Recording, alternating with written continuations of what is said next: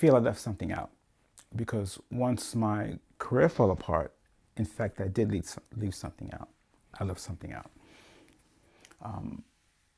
When my career fell apart, it all began when an adversary who I was beating with litigation claimed that maybe I absconded with their funds 6, 7 months ago. And I was kind of unpopular. Sometimes when you're in close-knit communities, when you're doing what you do, certain populations are treated badly, and I like to advocate for the underdog. And I rubbed a lot of people wrong, and I was winning. And they concocted the story that 6, 7 months ago, maybe I absconded with their funds and didn't want to have me investigated. And that began. And I was beating them there too because they had no proof. And whatever they said was absconded with was right here in my account. But when the kidnapping issue came regarding my sons, it broke my will. And I would come home every night for, I don't know, months. It could have been a year. And I would stand in the corner and I would cry.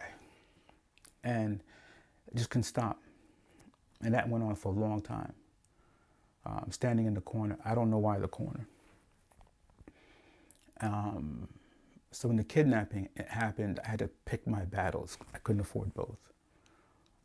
So I decided to resign so I can fight to keep myself out of prison for 7 years. And I just couldn't understand it. But in any case, like four foreclosures later, here I am. And I think it bothered me, like I said before, fatherhood is important to me. But I had fought my way out of juvenile delinquency, truancy.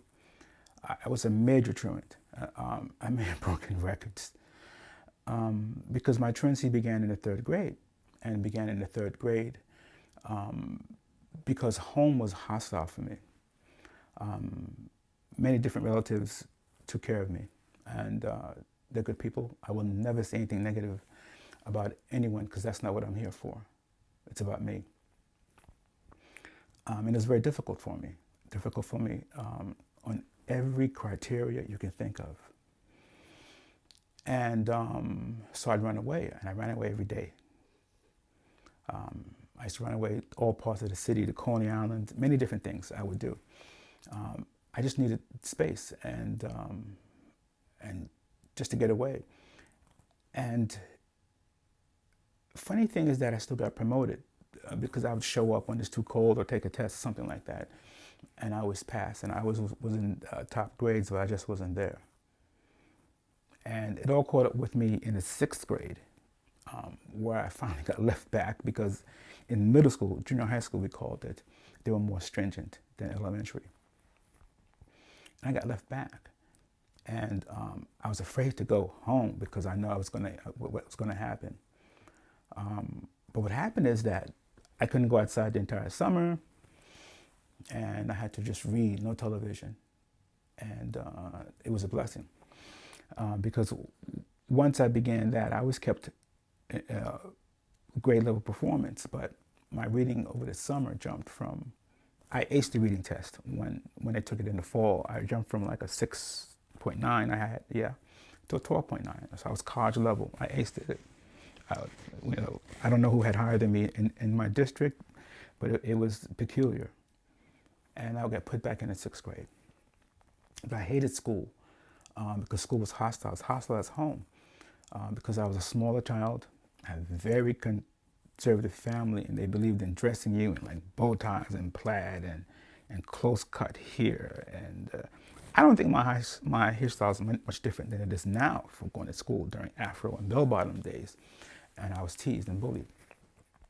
But going outside and doing what I wanted to do was better for me in terms of peace. I cannot say it was all bad for me because I learned how to think because I lived outside the box. So I began to think outside the box and do everything very differently. In any case, I had come out of all that delinquency. I was delinquent. I got into trouble. And I had come out of failure when I joined the military. Hated to work for people because I was independent in spirit. But this one thing I did, and I did right, but I was a truant then too. And I took the bar exam twice and passed it the second time. And I finally had established a family that meant a lot to a person who was truant. And then it was gone. And it broke my heart. So, and then I took jobs that were menial. And I took jobs selling like cable, and I still do it, door to door, solar panels, door to door, energy services, door to door, because I internalized the shame. I could have done a lot more, but like I said, it broke me. So I did what I could. I never could make the ends meet. And sometimes to see my kids, I'd have to ride through the toll booth because I didn't have any money. But I wouldn't stop anything for me from seeing them. And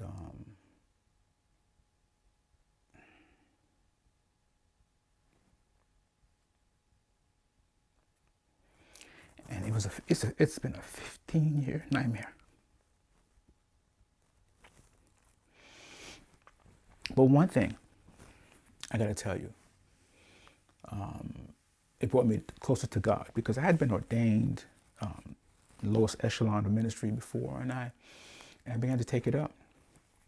And I never let go. I just never let go. Maybe I was like, and I'm not like that person. Maybe I am. I was a lot like Jacob, and I just wouldn't let go. And I wouldn't let go of this one thing that I would finish, no matter what. If I had to hop through this life, crawl through, I was determined to do it. And I was not giving up, no giving in. And those experiences, those heartbreaks, didn't go to waste. The shame and fighting through foreclosure every time, and people bring it up all the time, and to have to go to courtrooms in which I practiced and come in the state that I was. And it was the people who I thought was to be supportive, treating me like a pariah. And every time I tried to advocate for my children, this came up, and I was treated badly because of that. Not because of evidence, but because of that. But I never gave up. But it shunted me directly to the Lord. And this is the key. You see, because if I'm going to praise God when things are good, I have to praise Him when things are bad. And I just never stopped. And this is the person you see today. And all that truancy, learning on my own, thinking differently, all the problems brought me to the foot of the cross. So it blessed me. And I think, and I don't think I'm alone, maybe worse than some of my experiences, but I'm sure people had worse. But the victory that I found is that I found Jesus, and I found Jesus for real. When they told me I'd be ordained, I thought they were crazy. I really did, because I was buck wild. So to pick me to do that, I mean, I don't know what they were talking about. I really didn't. I had to ask twice, you sure my name is on that list? She said, yes, your name is on the list. And when I was accepted to the bar because of my background, juvenile, adult problems, it was such a blessing because I didn't deserve it. So I cherished it. It changed my identity. But I found that it's like being a piece of coal under pressure. It just makes you better. And one thing I've been looking at this week is the issue of the fig tree that Jesus cursed. and the fig tree was in full bloom at the time, but it wasn't its season to bring forth fruit. It would have like budding things, pollinated stamens and thistles that would be hard knots on the tree or something like that. And the stems would be hard, but they would grow into fruit. And Jesus created everything. Everything was created by and through him. And he knew it wasn't the season for the fruit, that he cursed and it withered up and died. And the fig tree knew that it wasn't his season and it withered up and died. I think what God does by pulling us out into sanctification is to make us prosper, to do the thing in season and in out. And that fig tree was selected to show that when Christ shows up, it shall blossom. Like the foal, the donkey and the foal, who Jesus messaged to its owners to let it go, they did it.